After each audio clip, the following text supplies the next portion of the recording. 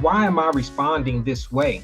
And that kind of leads back to Kelly's question, is that may be something that you're afraid of and that you can be consciously aware of when you're going through it, when you pay attention to some of the things that you say and how you say it. The delivery is just as important as the words that you actually use, because that will cut like a knife, as they say.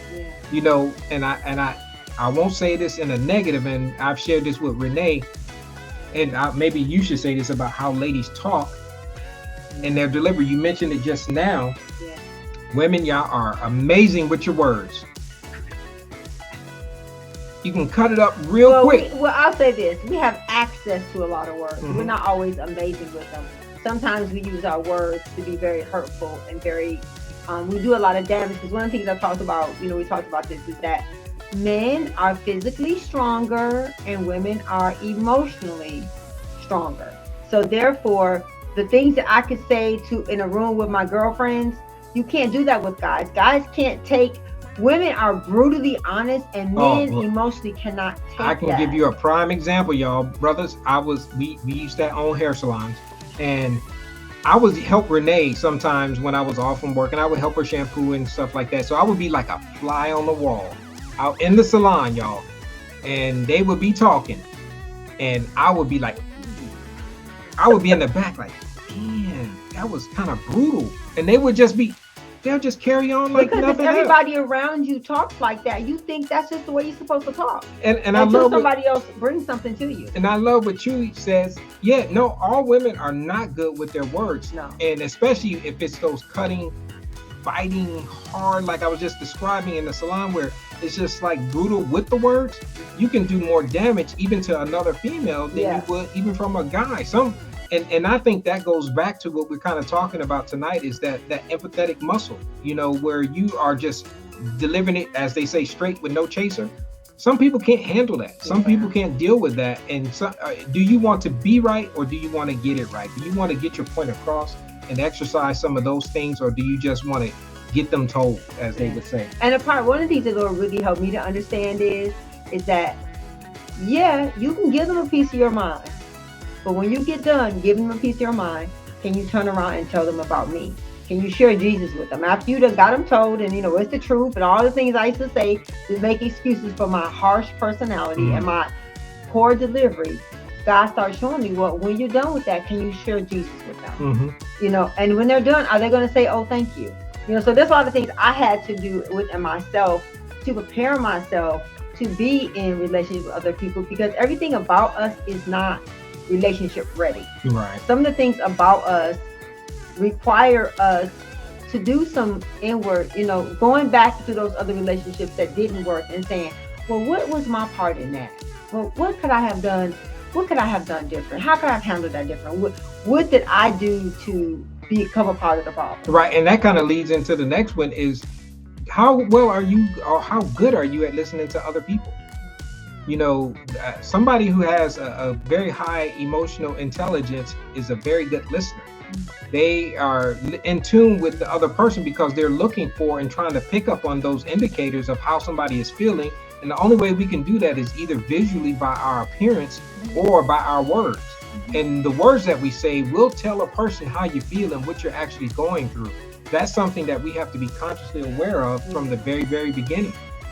And one of the things that I realized is you also have to listen when people don't say. Because sometimes what people don't say says a whole lot more than what they do say. Because some people are just not good communicators. Some people really don't know how to be assertive. They don't know how to talk about what they want and what they need.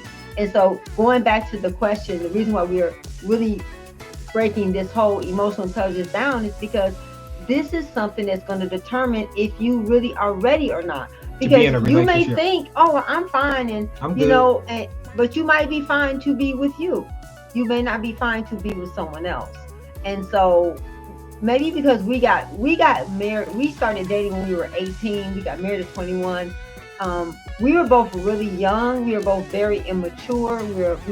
So we grew a lot. But the thing that I can say that the Lord really helped me to understand about one of the reasons why things have gone the way that they have for Gil and I, it's because of our temperaments.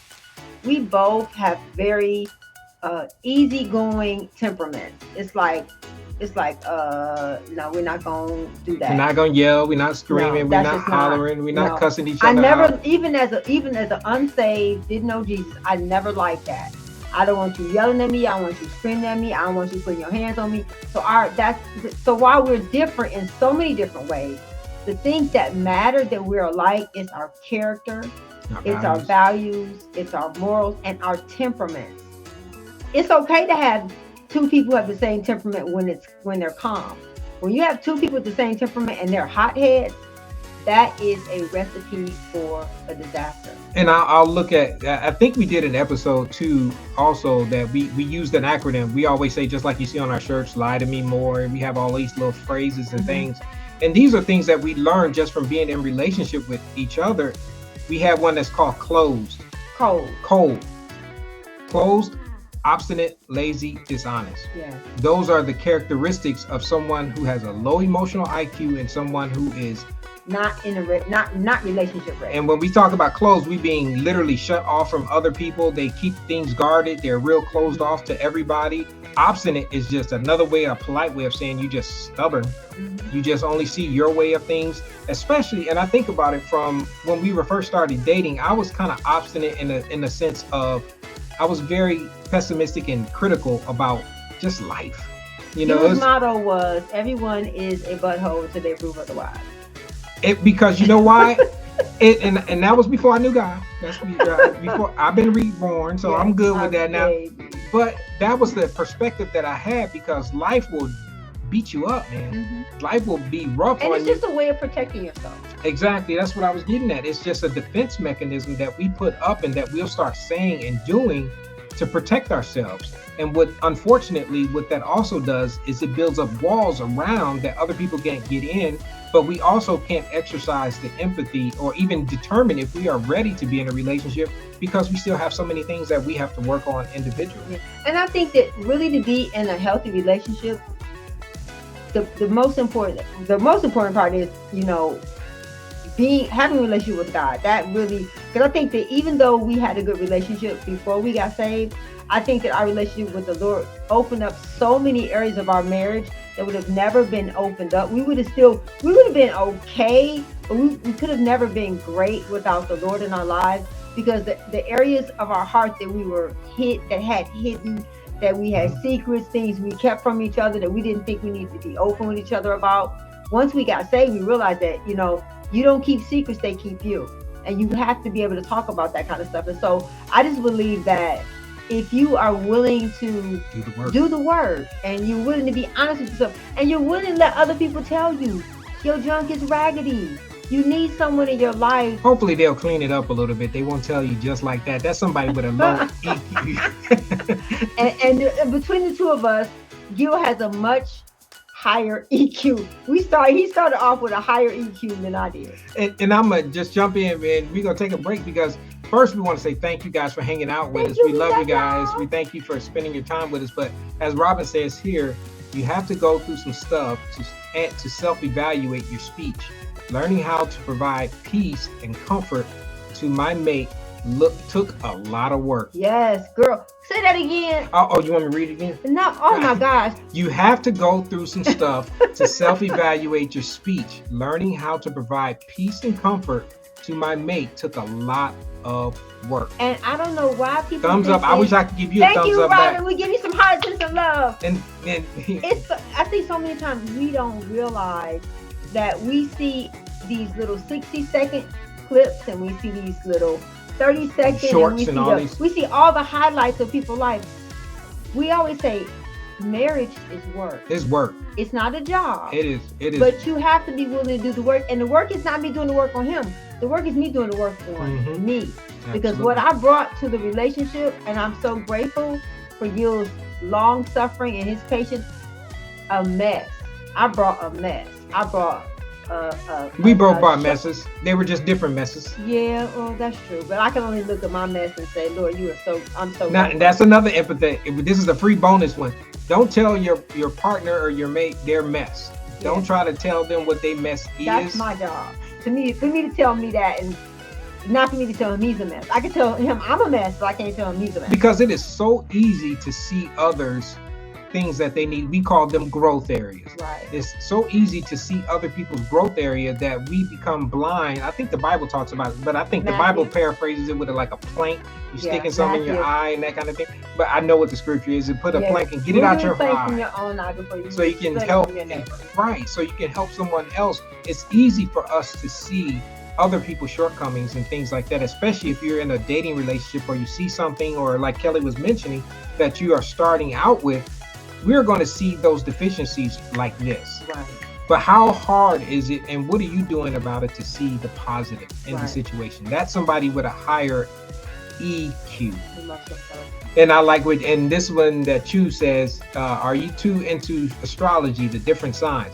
Well, we're not into astrology as far as a life type thing, but we know what our signs are. Renee, I'm a Cancer, which is, I don't know the characteristics of it. And Renee is a, what are you? I'm a Sagittarius. She's a Sagittarius. But I believe that biblically, everything has a purpose, but I don't believe in astrology. But I do believe that the time you're born, the order of your birth, as far as first, second, middle, I believe all those things play a part. But as far as astrology, no, I don't practice. No, we don't. Yeah, we're aware of it, but we know what they are. You know, the characteristics. I couldn't break down the characteristics of it for you as far as what this type of personality is for that individual zodiac signs or anything like that. And this is a part 2 to that. It's definitely, it is work. Me and my wife are separated right now. I'm sorry to hear that. For many reasons on both our parts.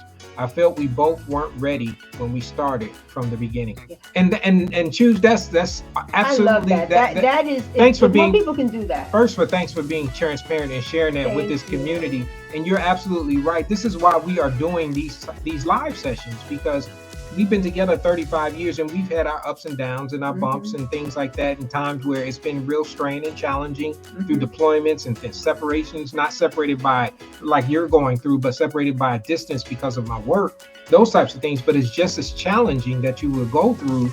And like you were saying, that's why we are doing these things. We just want to share with other couples that how to get ready, because if you're not ready, that's what we say, we want to help you build, repair, and restore. Healthy, because God is the God of restoration. Yes. And just because you're separated right now, it doesn't mean that God can't restore you. I really commend you for doing the work on you. And this is work. And if the person sees you change, that is so attractive to see someone be so bent on doing something one way and to be open to. And like with us, I don't know why we have a problem with counseling.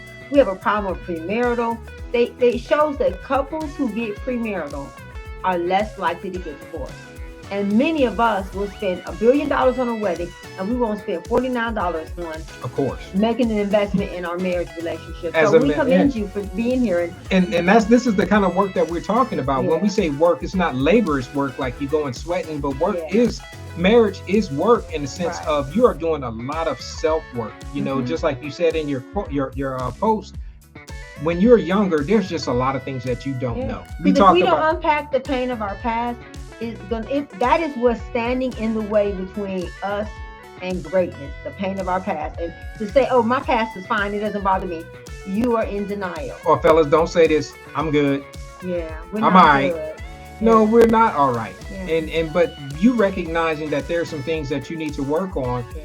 That is all you can do, is take the time and put in the work and the effort and energy to do this kind of thing, like sitting here listening to us and talking and sharing what you're doing. And we have 580 videos. Go watch them all. And it's not saying that we have all the answers, but we do share what we know. And what we do, we can say, take it and make it your own. We give everybody 100% autonomy to say, copy, steal, do whatever you got to do. We don't care if you quote us or whatever. Take the things that we talk about and share them with other selves, but first apply them to you. Apply them to you, and then you share them with others. And I guarantee, if you're applying these things that we're sharing with you right now, first being aware of some of the growth areas that you have, and then making the positive steps to make those changes, I guarantee your spouse will see the difference and say, you know what? What's going on? What are you doing? You know, what it shows. It's going to be there. So we celebrate you on that. And out serving each other is nothing like it. That is so attractive for someone to be trying to serve you. And we believe that just because someone gets a divorce, you're more likely to succeed with the person you got a divorce from than you are to go find somebody new. Let me say that again. you're more likely to succeed in your marriage with the person you're separated from or divorced from than you, unless now there's exceptions to caveat it. that. Now, not Abuse. we're not talking about abuse. We're not talking about children getting abused, people getting. We're not talking about that. We're talking about you just weren't ready. And I commend you for saying it, because some people don't realize you're not ready. And that's where we are so proponents of the premarital side. We didn't do it because we were just ignorant, y'all. I mean, we just didn't know. We were 21 and broke. Yeah, yeah, that's true. But the whole point is, once we actually were able to do something, we constantly do things just like this. We're not just doing these lives just for likes and thumbs up and all that kind of stuff. We do this because it constantly rejuvenates us in our relationship, because we know it takes constant work. You're never done. No. You're never done. No. It's so